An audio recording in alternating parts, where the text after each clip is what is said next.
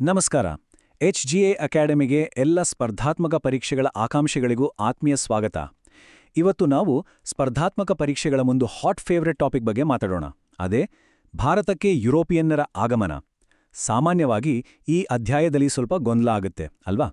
ಆದರೆ ಇವತ್ತು ಆರಂಭದಿಂದ ಕೊನೆಯವರೆಗೂ ಪ್ರತಿಯೊಂದು ಪಾಯಿಂಟನ್ನು ಎಕ್ಸಾಮ್ ಪಾಯಿಂಟ್ ಆಫ್ ವ್ಯೂನಿಂದ ಕಂಪ್ಲೀಟ್ ಆಗಿ ಅರ್ಥ ಮಾಡ್ಕೊಳ್ಳೋಣ. ನಮ್ಮ ಈ ಪ್ರಯತ್ನ ನಿಮಗೆ ಇಷ್ಟ ಆದರೆ ಖಂಡಿತ ಲೈಕ್ ಮಾಡಿ ಮತ್ತು ಇದೇ ರೀತಿ ಇನ್ನಷ್ಟು ತರಗತಿಗಳಿಗಾಗಿ ನಮ್ಮ ಚಾನಲ್ಗೆ ಸಬ್ಸ್ಕ್ರೈಬ್ ಮಾಡ್ಕೊಳ್ಳಿ. ಸರಿ, ಹಾಗಾದ್ರೆ ಇವತ್ತಿನ ನಮ್ಮ ಕ್ಲಾಸ್ನ ರೋಡ್ ಮ್ಯಾಪ್ ಇಲ್ಲಿದೆ. ಮೊದಲು ಈ ಯುರೋಪಿಯನ್ನರು ಯಾಕೆ ಭಾರತದ ಕಡೆಗೆ ಬರಬೇಕಾಯ್ತು ಅನ್ನೋ ಹಿನ್ನೆಲೆ ನೋಡೋಣ. ಆಮೇಲೆ ಈ ರೇಸ್ಗೆ ಒಬ್ಬೊಬ್ಬರಾಗಿ ಎಂಟ್ರಿ ಕೊಟ್ಟ ಪೋರ್ಚುಗೀಸರು, ಡಚ್ಚರು, ಬ್ರಿಟಿಷರು ಮತ್ತು ಫ್ರೆಂಚರ ಬಗ್ಗೆ ಡೀಟೇಲ್ ಆಗಿ ಕಲಿಯೋಣ. ಕೊನೆಗೆ ಪರೀಕ್ಷೆಗೆ ಬೇಕೇ ಬೇಕಾದ ಎಲ್ಲಾ ಪ್ರಮುಖ ಫ್ಯಾಕ್ಟ್ಸ್ಗಳನ್ನ ಒಟ್ಟಿಗೆ ಸೇರಿಸಿ ಒಂದು ಕ್ವಿಕ್ ರಿವಿಷನ್ ಮಾಡೋಣ. ರೆಡಿ ಅಲ್ವಾ? ಹಾಗಾದ್ರೆ ಮೊದಲನೇ ಪ್ರಶ್ನೆ, ಯಾಕೆ ಈ ಯುರೋಪಿಯನ್ನರಿಗೆ ಇದ್ದಕ್ಕಿದ್ದಾಗೆ ಭಾರತಕ್ಕೆ, ಅದು ಸಮುದ್ರ ಮಾರ್ಗದ ಮೂಲಕ ಬರಬೇಕು ಅಂತ ಅನಿಸ್ತು? ಇದರ ಹಿಂದೆ ಒಂದು ದೊಡ್ಡ ಐತಿಹಾಸಿಕ ಕಥೆನೇ ಇದೆ. ಅದುವೇ 1473ರಲ್ಲಿ ಕಾನ್ಸ್ಟಾಂಟಿನೋಪಲ್ ಪತನಗೊಂಡಿತು. ಈ ಕಾನ್ಸ್ಟಾಂಟಿನೋಪಲ್ ನಗರ ಯುರೋಪ್ ಮತ್ತು ಏಷ್ಯಾದ ನಡುವಿನ ವ್ಯಾಪಾರದ ಹೆಬ್ಬಾಗಿಲು ಇದ್ದಾಗೆ. ಒಟ್ಟೋಮನ್ ಟರ್ಕರು ಇದನ್ನ ವಶಪಡಿಸ್ಕೊಂಡ ಮೇಲೆ ಭಾರತದ ಸಾಂಬಾರ ಪದಾರ್ಥಗಳ ವ್ಯಾಪಾರಕ್ಕಿದ್ದ ಭೂಮಾರ್ಗ ಕಂಪ್ಲೀಟಾಗಿ ಬ್ಲಾಕ್ ಆಯಿತು. ಇದೇ ಅವರಿಗೆ ಏನಾದ್ರೂ ಮಾಡಿ ಒಂದು ಹೊಸ ಸಮುದ್ರ ಮಾರ್ಗ ಕಂಡುಹಿಡಲೇಬೇಕು ಅಂತ ಪ್ರೇರಣೆ ಕೊಟ್ಟಿದ್ದು. ಈ ಟೈಮ್ಲೈನನ್ನ ಒಮ್ಮೆ ನೋಡಿ. 1453ರಲ್ಲಿ ಲ್ಯಾಂಡ್ ರೂಟ್ ಕ್ಲೋಸ್ ಆಯಿತು. ಅಲ್ಲಿಂದ ಶುರುವಾಗಿದ್ದು ಸುಮಾರು 45 ವರ್ಷಗಳ ಹುಡುಕಾಟ. ಕೊನೆಗೆ 1498ರಲ್ಲಿ ಪೋರ್ಚುಗಲ್ ದೇಶದ ನಾವಿಕ ವಾಸ್ಕೋ ಡ ಗಾಮ ಆಫ್ರಿಕಾ ಖಂಡವನ್ನ ಸುತ್ಕೊಂಡು ಬಂದು ಭಾರತಕ್ಕೆ ಒಂದು ಹೊಸ ಸಮುದ್ರ ಮಾರ್ಗವನ್ನ ತೆರೆದ.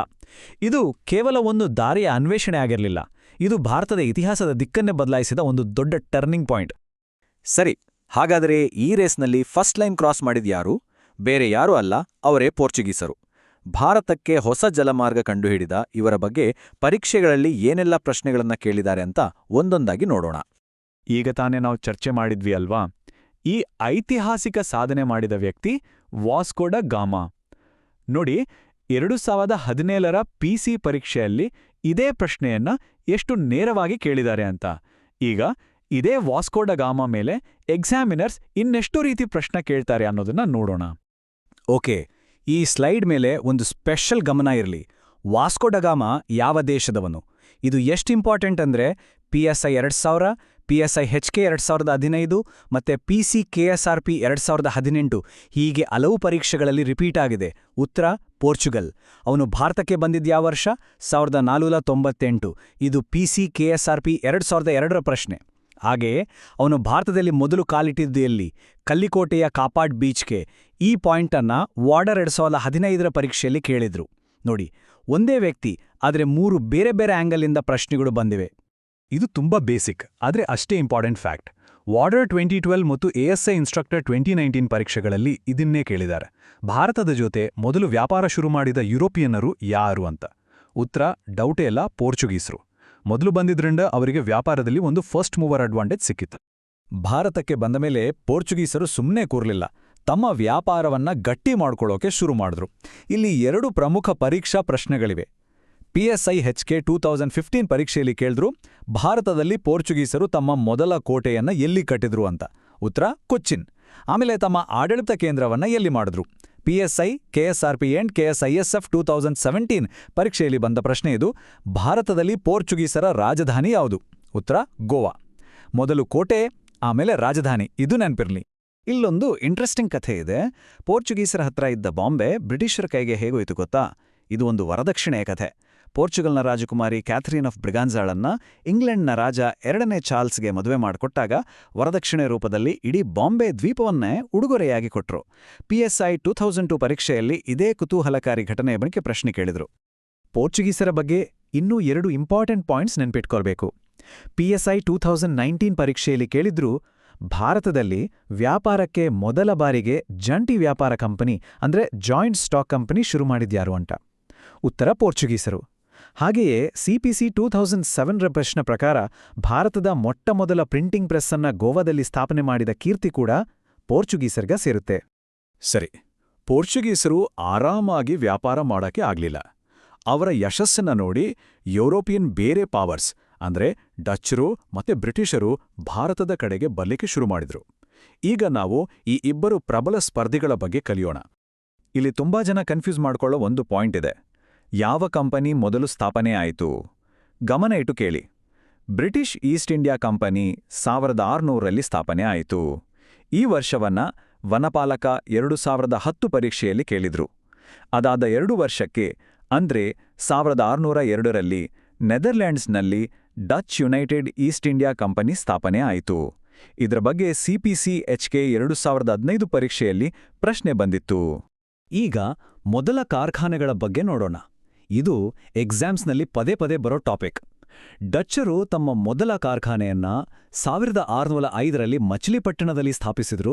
ಇದು CPC 2008ರ ಪ್ರಶ್ನೆ. ಒಂದು ಇಂಟ್ರೆಸ್ಟಿಂಗ್ ವಿಷಯ ಅಂದ್ರೆ, ದಕ್ಷಿಣ ಭಾರತದಲ್ಲಿ ಬ್ರಿಟಿಷರು ಕೂಡ ತಮ್ಮ ಮೊದಲ ಕಾರ್ಖಾನೆಯನ್ನ ಇದೇ ಮಚಿಲಿಪಟ್ಟಣದಲ್ಲಿ ಸ್ಥಾಪನೆ ಮಾಡಿದ್ರು. ಇದನ್ನ PSI ವೈರ್ಲೆಸ್ 2015ನಲ್ಲಿ ಕೇಳಿದ್ರು.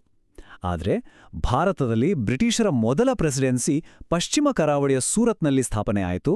ಇದು ASST ಇನ್ಸ್ಟ್ರಕ್ಟರ್ 2019ರ ಪ್ರಶ್ನೆ. ಇನ್ನು ಪೂರ್ವ ಭಾರತದಲ್ಲಿ FDA 2021ರ ಪ್ರಶ್ನೆ ಪ್ರಕಾರ ಬ್ರಿಟಿಷರು ಒರಿಸ್ಸಾದ ಹರಿಹರಪುರದಲ್ಲಿ ತಮ್ಮ ಫಸ್ಟ್ ಫ್ಯಾಕ್ಟರಿ ಓಪನ್ ಮಾಡಿದ್ರು. ಡಚ್ಚರ ಬಗ್ಗೆ ಇನ್ನೊಂದು ಪ್ರಶ್ನೆ. VA 2024 ಪರೀಕ್ಷೆಯಲ್ಲಿ ಈ ಕೆಳಗಿನ ಯಾವ ಸ್ಥಳಗಳು ಡಚ್ಚರ ವ್ಯಾಪಾರ ಕೇಂದ್ರಗಳಾಗಿದ್ವು ಅಂತ ಕೇಳಿದ್ರು. ಪ್ರಮುಖ ಕೇಂದ್ರಗಳು ಅಂದರೆ ಪುಲಿಕಾಟ್, ಸೂರತ್, ಮಚಲಿಪಟ್ನ ಮತ್ತು ನಾಗಪಟ್ಟಣಂ. ಈ 4 ಹೆಸರುಗಳನ್ನ ನೆನಪಲ್ಲಿಟ್ಕೊಳ್ಳಿ. ಫ್ಯಾಕ್ಟರಿಗಳ ನಂತರ ಬರೋದು ಕೋಟೆ. ಇದು ವೆರಿ ಇಂಪಾರ್ಟೆಂಟ್ ಪ್ರಶ್ನೆ. ಎಕ್ಸಾಮಿನರ್ಸ್ ಇದನ್ನ PSI ವೈರ್ಲೆಸ್ 2018 ಮತ್ತು PC KSRP NHK 2015 ಎರಡೂ ಪರೀಕ್ಷೆಗಳಲ್ಲಿ ಕೇಳಿದ್ದಾರೆ. ಬ್ರಿಟಿಷರು ಭಾರತದಲ್ಲಿ ಕಟ್ಟಿದ ಮೊಟ್ಟಮೊದಲ ಕೋಟೆ ಯಾವುದು ಅಂತ. ಉತ್ತರ ಮದ್ರಾಸ್ನಲ್ಲಿರೋ ಫೋರ್ಟ್ ಸೇಂಟ್ ಜಾರ್ಜ್. ಇದು ದಕ್ಷಿಣ ಭಾರತದಲ್ಲಿ ಅವರ ಆಡಳಿತದ ಹೆಡ್ ಕ್ವಾರ್ಟರ್ಸ್ ಆಯಿತು. ಹಾಗಾದ್ರೆ ಈ ಫೋರ್ಟ್ ಸೇಂಟ್ ಜಾರ್ಜ್ ಕಟ್ಟೋಕೆ ಜಾಗ ಎಲ್ಲಿಂದ ಬಂತು? ಬ್ರಿಟಿಷರು ಈ ಭೂಮಿಯನ್ನ ಖರೀದಿ ಮಾಡಿರಲಿಲ್ಲ. ಬದಲಿಗೆ ಲೀಸ್ಗೆ ಅಂದ್ರೆ ಗುತ್ತಿಗೆಗೆ ತಗೊಂಡಿದ್ರು. KEA KRIDL AE 2023 ಪರೀಕ್ಷೆಯ ಪ್ರಶ್ನೆ ಪ್ರಕಾರ 1639ರಲ್ಲಿ ಬ್ರಿಟಿಷರು ಚಂದ್ರಗಿರಿಯ ರಾಜನಿಂದ ಮದ್ರಾಸ್ ಭೂಮಿಯನ್ನ ಲೀಸ್ಗೆ ಪಡ್ಕೊಂಡ್ರು. ಅದೇ ಜಾಗದಲ್ಲಿ ಅವರು ಮದ್ರಾಸ್ ನಗರ ಮತ್ತು ಫೋರ್ಟ್ ಸೇಂಟ್ ಜಾರ್ಜ್ ಕೋಟೆಯನ್ನ ಕಟ್ಟಿದ್ರು. ಸರಿ, ಪೋರ್ಚುಗೀಸರು, ಡಚ್ಚರು, ಬ್ರಿಟಿಷರು ಎಲ್ಲರೂ ಬಂದಾಯ್ತು. ಈಗ ಈ ರೇಸ್ಗೆ ಎಂಟ್ರಿ ಕೊಟ್ಟ last but not the least European power ಅಂದ್ರೆ ಫ್ರೆಂಚರು. ಇವರು ಲೇಟಾಗಿ ಬಂದ್ರು, ಬ್ರಿಟಿಷರಿಗೆ ಅತಿ ದೊಡ್ಡ ಕಾಂಪಿಟೇಟರ್ಸ್ ಆದ್ರು. ಇದು ಫ್ರೆಂಚರ ಬಗ್ಗೆ ಪರೀಕ್ಷೆಯಲ್ಲಿ ಅತಿ ಹೆಚ್ಚು ಬಾರಿ ಕೇಳಿರೋ ಪ್ರಶ್ನೆ. ಈ ಒಂದು ಸಿಂಪಲ್ ಫ್ಯಾಕ್ಟ್ ಅನ್ನ ಬೇರೆ ಬೇರೆ ರೀತಿ ಕೇಳಿದ್ದಾರೆ. RSI 2016, PSI ಸಿವಿಲ್ ಇನ್ 2017 ಮತ್ತೆ PC KSRP 2017 ಈ 3 ಪರೀಕ್ಷೆಗಳಲ್ಲಿ ಭಾರತಕ್ಕೆ ಬಂದ ಕೊನೆಯ ಯುರೋಪಿಯನ್ನರು ಯಾರು ಅನ್ನೋ ಪ್ರಶ್ನೆ ಬಂದಿದೆ. ಉತ್ತರ ಫ್ರೆಂಚರು. ಸರಿ, ನಾವೀಗ ಎಲ್ಲಾ ಮೇಜರ್ ಪ್ಲೇಯರ್ಸ್ ಬಗ್ಗೆ ತಿಳ್ಕೊಂಡಾಯ್ತು. ಈಗ ಎಕ್ಸಾಮ್ ದೃಷ್ಟಿಯಿಂದ ಅತ್ಯಂತ ಇಂಪಾರ್ಟೆಂಟ್ ಭಾಗ ಅಂದ್ರೆ ಎಲ್ಲವನ್ನೂ ಒಟ್ಟಿಗೆ ಜೋಡಿಸಿ ರಿವಿಷನ್ ಮಾಡೋ ಸಮಯ. ಇಲ್ಲಿ ನಾವು ಕಾಲಾನುಕ್ರಮ ಅಂದ್ರೆ ಕ್ರೊನಾಲಜಿ ಮೇಲೆ ಹೆಚ್ಚು ಗಮನ ಕೊಡೋಣ. ಇದು ಮೋಸ್ಟ್ ವಾಂಟೆಡ್ ಪ್ರಶ್ನೆ. KSRP PSI 2012 ಪರೀಕ್ಷೆಯಲ್ಲಿ ಕೇಳಿದ್ರು, ಯುರೋಪಿಯನ್ ಕಂಪನಿಗಳು ಭಾರತಕ್ಕೆ ಬಂದ ಸರಿಯಾದ ಕ್ರಮ ಯಾವುದು ಅಂತ. ಸರಿಯಾದ ಆರ್ಡರ್ ಮೊದಲು ಪೋರ್ಚುಗೀಸರು, ಆಮೇಲೆ ಡಚ್ಚರು, ಆಮೇಲೆ ಇಂಗ್ಲಿಷರು ಮತ್ತು ಕೊನೆಗೆ ಫ್ರೆಂಚರು. ಇದನ್ನ ನೆನ್ಪಿಟ್ಕೊಳ್ಳಕ್ಕೆ ಒಂದು ಸಿಂಪಲ್ ಟ್ರಿಕ್ ಇದೆ. PDF ಅಂತ ನೆನ್ಪಿಟ್ಕೊಳ್ಳಿ. ಆದ್ರೆ P ಆದ್ಮೇಲೆ D ಮತ್ತೆ E ಅನ್ನ ಉಲ್ಟಾ ಮಾಡಿ. ಅಂದ್ರೆ PDEF. Portuguese, Dutch, English, French. Easy ಅಲ್ವಾ? ಈಗ KEA KRIDL AE 2023 ಪರೀಕ್ಷೆಯ ಒಂದು ಅನಾಲಿಟಿಕಲ್ ಪ್ರಶ್ನೆ ನೋಡೋಣ. ಪ್ರತಿಪಾದನೆ A ಹೇಳುತ್ತೆ, 17ನೇ ಶತಮಾನದ ಕೊನೆಗೆ ಬ್ರಿಟಿಷರು ಪೋರ್ಚುಗೀಸ್ ಮತ್ತು ಡಚ್ಚರನ್ನ ಸೈಡ್ ಲೈನ್ ಮಾಡಿದ್ರು ಅಂತ. ಇದು ಹೆಚ್ಚು ಕಡಿಮೆ ಸರಿ, ಆದ್ರೆ ಕಾರಣ R ನೋಡಿ, ಅವರು ಒಳ್ಳೆ ಕ್ವಾಲಿಟಿ ವಸ್ತುಗಳನ್ನ ಕಡಿಮೆ ರೇಟ್ಗೆ ಮಾರಿದ್ರು ಅಂತಿದೆ. ಇದು ಒಂದು ಕಾರಣ ಆಗಿರ್ಬೋದು, ಆದ್ರೆ ಇದೊಂದೇ ಕಾರಣ ಅಲ್ಲ. ಅವರ ನೌಕಾಶಕ್ತಿ, ರಾಜಕೀಯ ತಂತ್ರಗಾರಿಕೆ ಮತ್ತು ಗವರ್ಮೆಂಟ್ ಸಪೋರ್ಟ್ ಕೂಡ ಅಷ್ಟೇ ಮುಖ್ಯವಾಗಿತ್ತು. ಹಾಗಾಗಿ ಇಲ್ಲಿ A ಸರಿ, ಆದ್ರೆ R ಪೂರ್ತಿ ವಿವರಣೆ ಅಲ್ಲ. ಆದ್ದರಿಂದ ಸರಿಯಾದ ಆಯ್ಕೆ A ಮತ್ತು R ಎರಡೂ ಸರಿಯಾಗಿದ್ರೂ R ಎಂಬುದು Aಗೆ ಸರಿಯಾದ ವಿವರಣೆ ಅಲ್ಲ.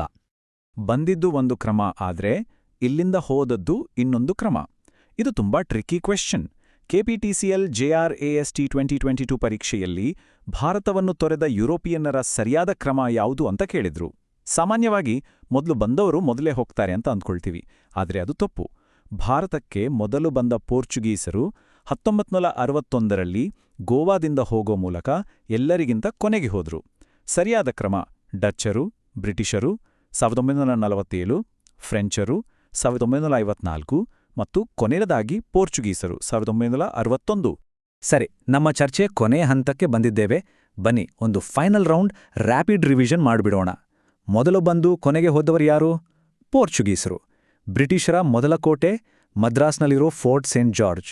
ಅವರ ಮೊದಲ ಪ್ರೆಸಿಡೆನ್ಸಿ ಸೂರತ್. ಭಾರತಕ್ಕೆ ಬಂದ ಸರಿಯಾದ ಕ್ರಮ PDEF. ಪೋರ್ಚುಗೀಸರು, ಡಚ್ಚರು, ಇಂಗ್ಲಿಷರು, ಫ್ರೆಂಚರು. ಈ 4 ಪಾಯಿಂಟ್ಸ್ ತುಂಬಾನೇ ಇಂಪಾರ್ಟೆಂಟ್. ಓಕೆ, ಇವತ್ತಿನ ನಮ್ಮ ಈ ವಿಶ್ಲೇಷಣೆಯನ್ನ ಒಂದು ಚಿಂತನೆಗೆ ಹಚ್ಚುವ ಪ್ರಶ್ನೆಯೊಂದಿಗೆ ಮುಗಿಸೋಣ. ಪೋರ್ಚುಗೀಸರು, ಡಚ್ಚರು, ಫ್ರೆಂಚರು ಎಲ್ಲರೂ ರೇಸ್ನಲ್ಲಿದ್ರು.